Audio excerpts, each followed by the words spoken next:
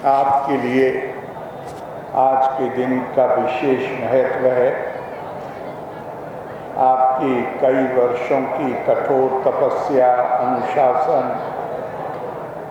परिश्रम से आपने उपाधि और सम्मान हासिल किए हैं।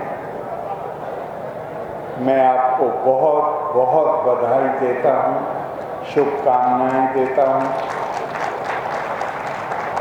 और इसी के साथ आपके माता पिता, जो उनमें से हो सकता है काफ़ी लोग यहाँ पे हों, उनको बहुत बधाई देता हूँ। आपकी कामयाबी के पीछे उनका त्याग और उनकी प्रेरणा, उन्होंने जो आपको उत्साहित किया, उसी से आप ये उपलब्धि प्राप्त कर सके। तो उनके लिए तो आप सदैव ऋणी रहेंगे। इसी के साथ मैं आपके गुरुजनों को भी साधुवाद देना चाहता हूँ। हमारे यहाँ कहा गया है, और ये मानवीय मानस है, साइकोलॉजी है। हम दुनिया में, दुनिया की प्रतिस्पर्धा में सबसे आगे निकल जाना चाहते हैं, चाहे जिस क्षेत्र में हो। लेकिन दुनिया में दो लोग ऐसे हैं, एक आपके माता पिता और आपके गुरुजन, जिनकी इच्छा ये होती है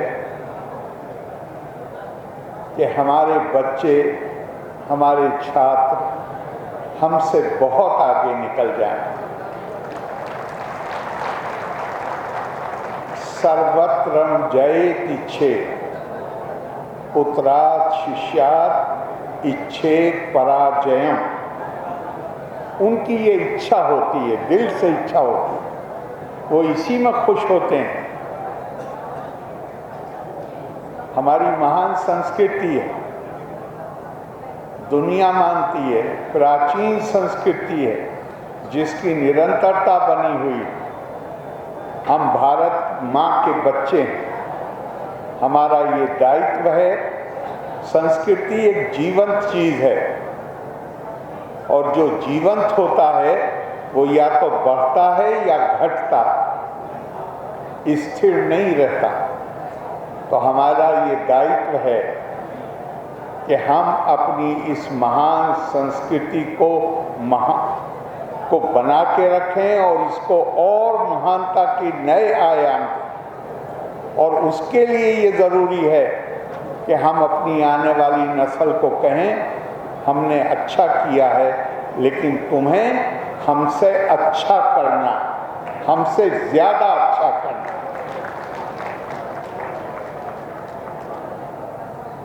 मेरी मनोदशा इतने सारे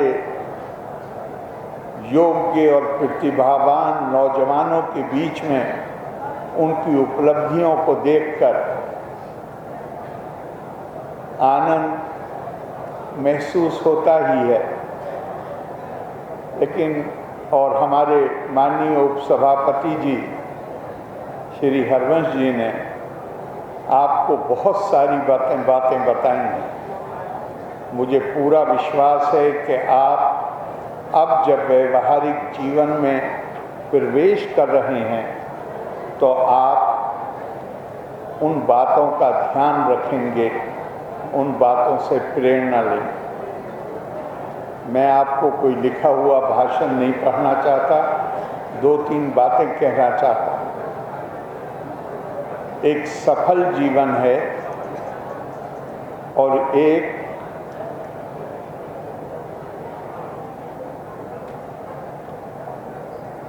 अच्छा, संस्कारी, कल्याणकारी जीवन। आपने आज डिग्रियां प्राप्त की हैं अपने अपने विषय में, अध्ययन किया है, ये विषय बाह्य जगत से संबंधित है, जिसका ज्ञान हमें होना ही चाहिए। ये बहुत महत्वपूर्ण है।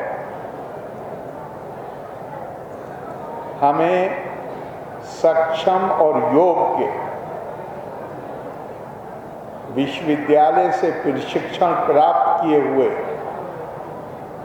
इंजीनियर, डॉक्टर, फिजिसिस्ट, मनोवैज्ञानिक, राजनीति शास्त्र, कोई भी विभाग, हमें उन सब योग्य और प्रतिभावान नौजवानों की ज़रूरत है। उसी तरह जिस तरह हमें अपने अभी माननीय उपाध्यक्ष जी बता रहे थे, माननीय प्रधानमंत्री जी के, श्री नरेंद्र मोदी जी के विकसित भारत के संकल्प के बारे में, वो संकल्प पूरा होगा, उसके लिए देश को आपकी आवश्यकता है। उतनी ही आवश्यकता है जितनी देश को बहादुर सैनिकों की आवश्यकता होती है अपनी सीमाओं की रक्षा करने के। तो ये जो बाह्य जगत है, इसके बारे में ज्ञान अर्जन करने में आपने विशेषता प्राप्त की। मैं आपका ध्यान एक दूसरी तरफ भी, ये बाह्य जगत का ज्ञान आपको सफल जीवन जीने में मदद करे, लेकिन मैं आपका ध्यान थोड़ा आकर्षित करना चाहता हूं उस ज्ञान के बारे में। हमारा शरीर जो है, ये अपने आप में ब्रह्मांड, और अंतर जगत के ज्ञान की तरफ भी आपका ध्यान आकर्षित किया जाना चाहिए। और वहां पर आपको स्वयं ही प्रयास करने पड़ेंगे। आज आपका दीक्षांत है, शिक्षा का अंत नहीं है। भारतीय परंपरा में कहा गया है, तपा स्वाध्याय निरतम, जीवन भर आखिरी सांस तक ज्ञान अर्जित करने का प्रयास, उसके प्रति समर्पित रहना चाहिए। तो वो अंतर जगत का ज्ञान, उससे क्या होता है? भारत का जो सबसे बड़ा सांस्कृतिक आध्यात्मिक आदर्श है, वो एकात्मता है।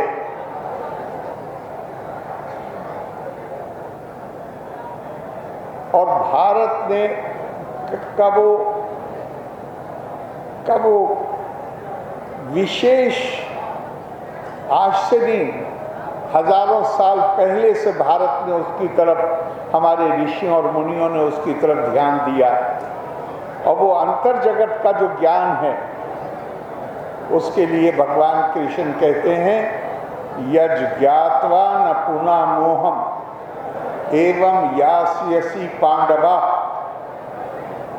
येना भूतानि अशेषेना दिरक्ष्यसि आत्मनि अथो मयि। अर्जुन, ये वो ज्ञान है जो अगर व्यक्ति के पास आ जाए तो फिर वो कभी मोह का शिकार नहीं होता।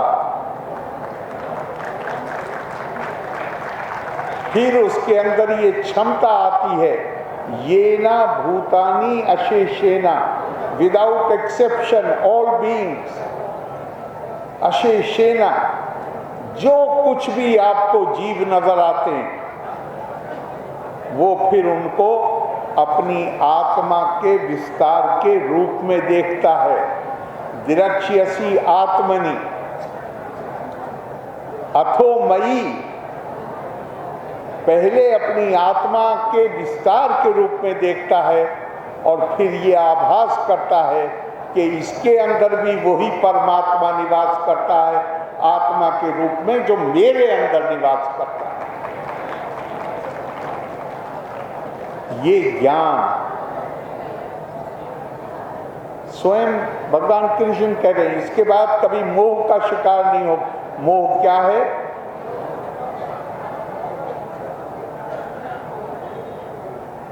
हम में हर कोई जन्म के बाद कुछ वर्षों तक हमारी संवेदनशीलता, हमारी करुणा सीमित होती है। आपने YouTube पे कोई क्लिप देखे होंगे, मैंने तो, मुझे भी किसी ने भेजे, मैंने देखे कि छोटा बच्चा माँ की गोद में है, उसका पिता नजदीक आता है तो वो पिता के मुंह पे हाथ रख के उसे पीछे की तरफ धकेलता। पिता को भी वो माँ के पास नहीं आने देता। क्यों? उस वक्त उसकी करुणा का केंद्र, संवेदनशीलता का, वो केवल माँ को पहचानता है। उसका फिर उसका विस्तार होना शुरू होता है, पिता, परिवार, दूसरे लोग। फिर जब बड़ा होकर यूनिवर्सिटी आता है तो हमारी परंपरा क्या कहती है? जिस दिन आप यूनिवर्सिटी में आए और जिस दिन आप अपनी शिक्षा पूरी करके यूनिवर्सिटी से निकलें, उसके लिए कहा है तद्वितीय जन्मा। पहली बार आप माँ के गर्भ से पैदा होते हैं, दूसरी बार आप विश्वविद्यालय के गर्भ से पैदा होते हैं।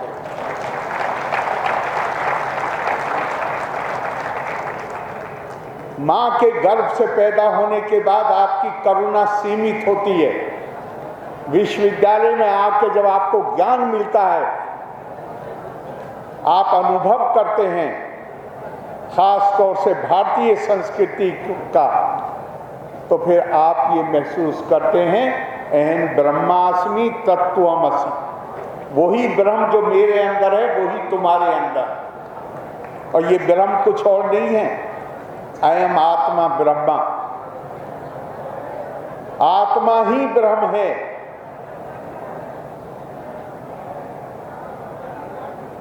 प्रज्ञानम ब्रह्मा, परम चेतना ही ब्रह्म है। तो आपका व्यक्तित्व दूसरा होता है। और ये व्यक्तित्व कैसा होना चाहिए वो भी बताया गया। तेजस्विनावधीतमस्तु, ये ज्ञान ऐसा होना चाहिए जो आपके जीवन को भी आलोकित करे और दूसरों के जीवन को भी, समाज के जीवन को, राष्ट्र के जीवन को आलोकित करे। ये ज्ञान वो होना चाहिए, या ये ज्ञान प्राप्त करने से यही होता है। गुरुदेव रविंद्रनाथ टैगोर को जब नोबेल प्राइज मिला और वो एक्सेप्टेंस स्पीच होती है उन्होंने दी, तो उन्होंने स्वामी विवेकानंद की तरह यही कहा, मेरा संबंध उस देश और उस संस्कृति से है जिसमें ये कहा गया है यस्तु सर्वाणि भूतानि चात्मन्ये वानु पश्यति सर्वभूतेषु चात्मानं ततो न विजु गुप्त से। संस्कृति ने मुझे ये सीख दी है कि हर कोई जो है वो मेरी ही आत्मा का विस्तार है, मेरा अपना है। और एक बार ये बात समझ में आने के बाद मेरे हृदय में कभी किसी के लिए अलगाव की भावना पैदा नहीं हो सकती। ततो न विजु गुप्त से। यूनाइटेड नेशंस की बिल्डिंग के ऊपर फारसी के मशहूर शायर शेख सादी के 3 शेर लिखे हुए हैं। मुझे उसमें बिल्कुल जो उपनिषदों की जो शिक्षा है उसकी प्रतिध्वनि नजर आती है कि बनी आदम आजाए यक दीगरन के दर आफरीनश जैक गौहरन चूजवे बदद आवरद रोजगार दीगर उजूहार नमानत करा तो गर मेहनते दीगरा बेगमी निशायत के नामत नहंद आदमी।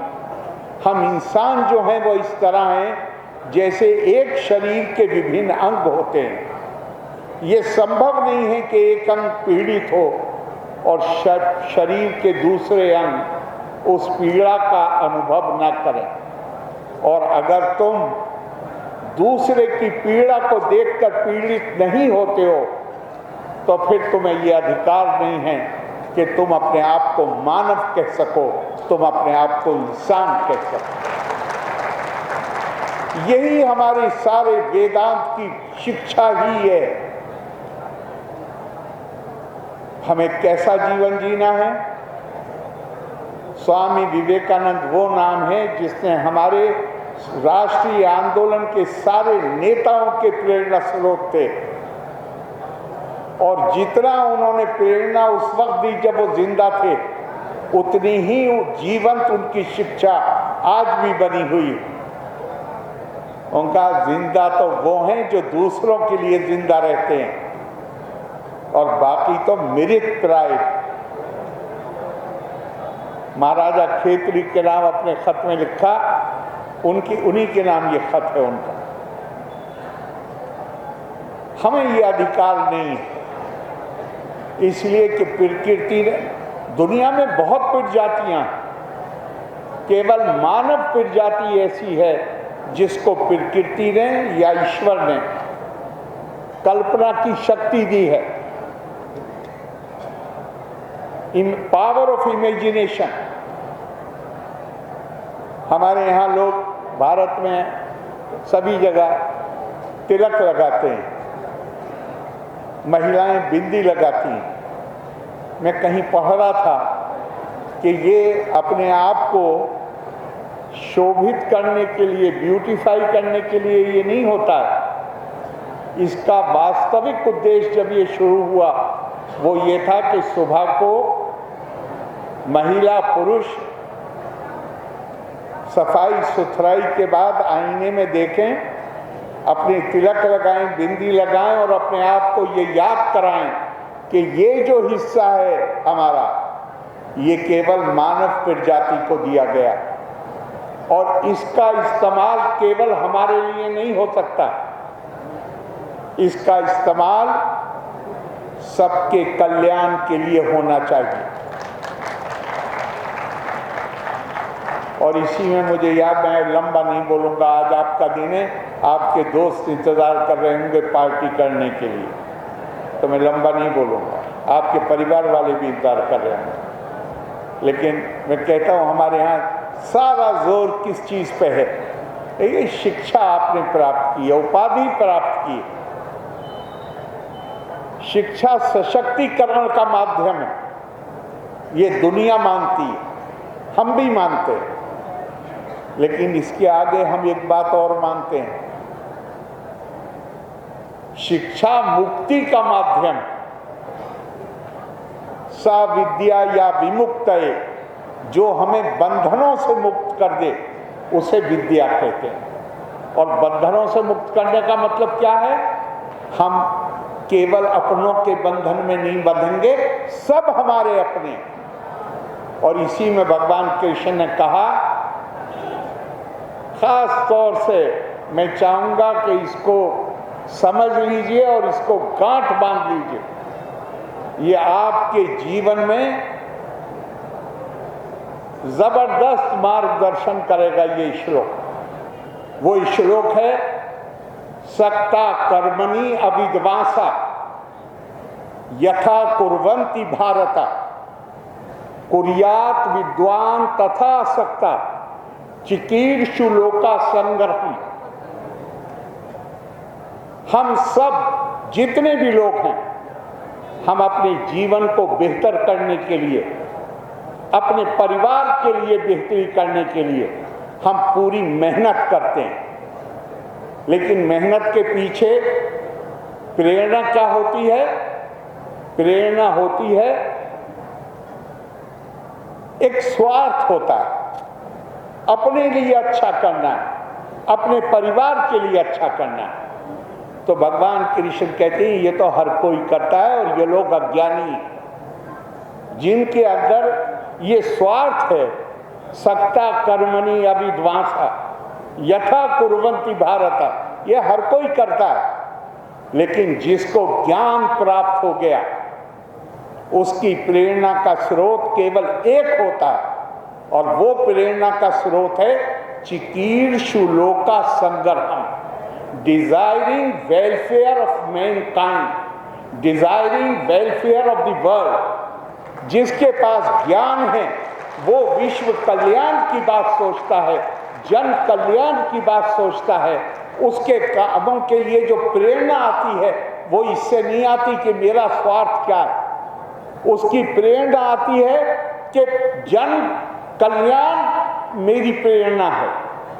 और जिसका जीवन इस सिद्धांत से, जिसने इस सिद्धांत को अपने जीवन के मार्गदर्शक के तौर पे जो इस ज्ञान से आता है, तो फिर उसका नतीजा क्या होता है? उसका नतीजा होता है कि भगवान कृष्ण अर्जुन से कहते हैं, पार्थ न एवा इहा न अमुत्रा विनाशः तस्य विद्यते नहीं कल्याण कृत कश्चित दुर्गतिम तात गच्छति। अर्जुन कान खोल के सुन लो, जो इस मार्ग पे चलेगा, जो लोक कल्याण के लिए काम करेगा, मानव कल्याण के लिए काम करेगा, उसको ना तो इस दुनिया में और ना मरने के बाद, ना एवा इहा ना अमुत्रा विनाशः तस्, उसका विनाश कभी हो नहीं सकता।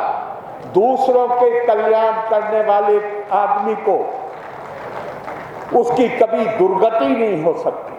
तो मुझे पूरा विश्वास है कि ये जो बाह्य जगत का ज्ञान आपने प्राप्त किया है, जिसकी उपाधियां आज आपने ली हैं, अब इसके बाद आप थोड़ा सा जो आंतरिक जगत है, जो भारत की संस्कृति का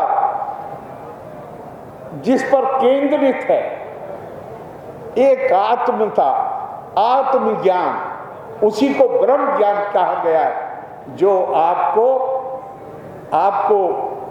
के सोचने को में एक विस्तृत कर देता है, जहां आपकी करुणा और संवेदनशीलता सबके प्रति जाग जाती है। मुझे पूरा विश्वास है कि अब आप उसकी तरफ भी ध्यान देंगे और आप एक कल्याणकारी जीवन जिएंगे और इस विश्वविद्यालय का और बिहार स्टेट का और भारत का नाम ऊंचा करेंगे। अपनी शुभकामनाओं के साथ लोका समस्ता सुखिनो भवंती। धन्यवाद। जय हिंद।